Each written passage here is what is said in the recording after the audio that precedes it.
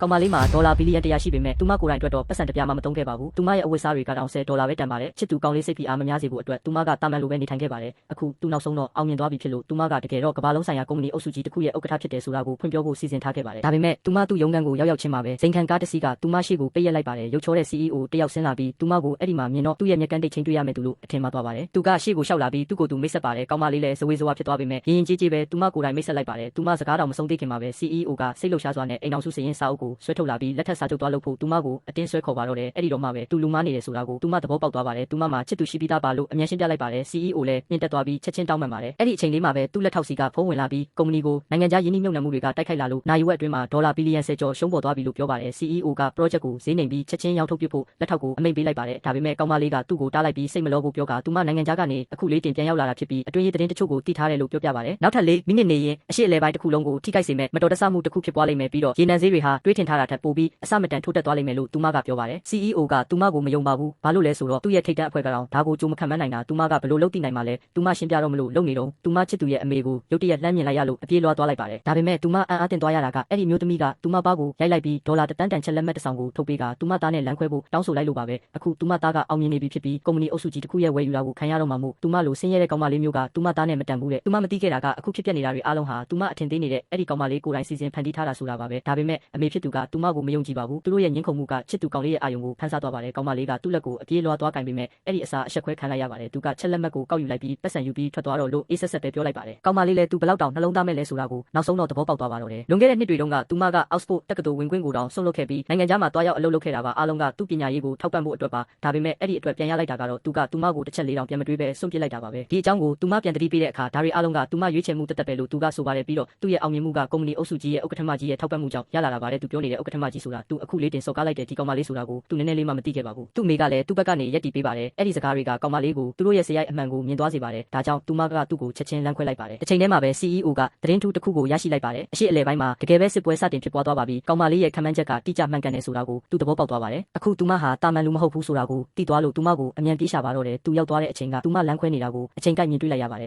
သူမကိုချက်ချင်းပဲလက်ထပ်ခွင့်တောင်းလိုက်ပါတယ်ပြီးတော့သူ့ဇနီးအနေနဲ့ညစာစားပွဲတစ်ခုကိုအတူတူတက်ရောက်ဖို့ဖိတ်ခေါ်လိုက်ပါတယ်အဲ့ဒီအခွင့်အရေးကိုအသုံးချပြီးချစ်သူဟောင်းကိုအဆက်ခွဲလို့ရတယ်လို့ပြောပါတယ်သူမလည်းသဘောတူလိုက်ပြီးအဲ့ဒီနေ့မှာပဲသူတို့လက်ထပ်စာချုပ်သွားလုပ်လိုက်ကြပါတယ်ညစာစားပွဲမှာ CEO ကအလုပ်ကိစ္စဖြည့်ရှင်းဖို့စောစောထွက်သွားပါတယ်တစ်ချိန်တည်းမှာချစ်သူဟောင်းကသူ့တငယ်ချင်းတွေကိုကြွားလုံးထုတ်နေပါတယ်ဒါပေမဲ့သူလှည့်ကြည့်လိုက်တဲ့အခါကောင်မလေးကိုမြင်လိုက်ရပါတယ်သူမကိုလောင်ပြောင်ဖို့ရှောက်သွားပြီးသူတို့လမ်းခွဲပြီးဖြစ်လို့သူမဒီကိုလာစရာအကြောင်းမရှိဘူးလို့ပြောပါတယ်ဒီပွဲကအထက်တန်းလွှာတွေအတွက်တည်တံ့ဖြစ်ပြီးသူမနဲ့မတန်ဘူးလို့သူကဆိုပါတယ်သူတို့ရဲ့စကားပြောတန်ကအနီးနားမှာရှိတဲ့ချစ်သူကောင်လေးကိုသဘောကျနေတဲ့ညံများတဲ့မိန်းမတစ်ယောက်ရဲ့အာယုံကိုဖန်ဆားသွားပြီးသူမကကောင်မလေးကိုမောင်းထုတ်ဖို့ကြိုးစားပါတော့တယ်ဒါပေမဲ့ကောင်မလေးက CEO နဲ့အတူလာတာဆိုတာကိုသိလိုက်ရလို့သူမအကြီးကျယ်အံ့အားသင့်သွားပါတယ်ချစ်သူဟောင်းကသူမကိုလောင်ပြောင်ပြီးသူမထင်အောင်ထင်မှဖြစ်နေတာပါသူမက CEO ကိုသိစရာအကြောင်းလုံးဝမရှိဘူးလို့ပြောပါတယ်ဆက်ပြီးတိမခံနိုင်တော့လို့ကောင်မလေးက CEO ရဲ့နာမည်ကိုသုံးပြီးသူ့ကိုချင်းချောက်လိုက်ပါတယ်သူတို့ရဲ့ညှင်းခုန်မှုကြောင့်လူတွေဝိုင်းအောင်လာကြပါတယ်ချစ်သူဟောင်းကသူမပြဿနာရှာနေတာပါလို့အခိုင်အမာပြောဆိုနေပါတော့တယ်